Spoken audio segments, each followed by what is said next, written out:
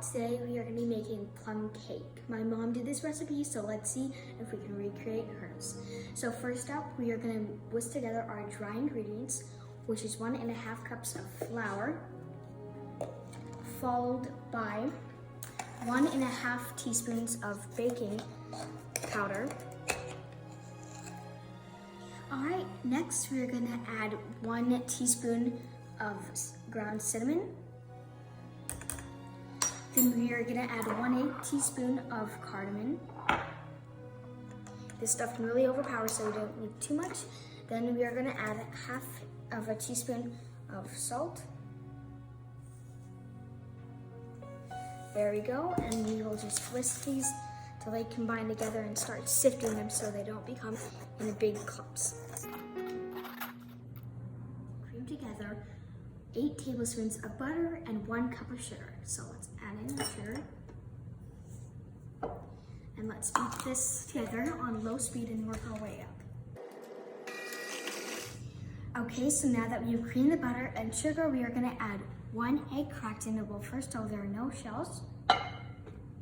And then we're also gonna add 1 teaspoon of vanilla.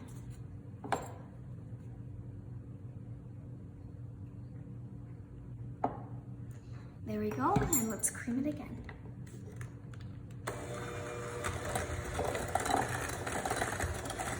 Okay, so now we are going to gradually add in our flour and milk, but we're gonna alternate between them. So let's first start off with a tiny bit of flour. And then we're gonna just start mixing that. Okay, so now that we've added our flour, we're gonna add a tiny bit of our milk. We're just gonna pour it down very gently so it can get evenly distributed throughout the entire batter.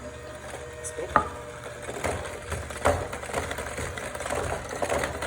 Okay, so now that we have finished alternating between our flour and milk, this is our finished batter. So now we are gonna pour it into a buttered 9-inch spring-form pan.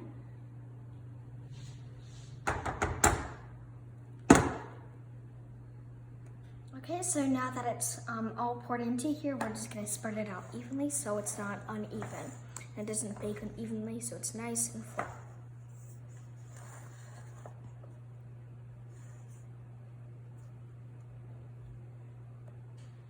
Okay, so now we are going to add these delicious plums. We're gonna add them side up. And we're gonna make them almost into a circle and then a couple in the middle.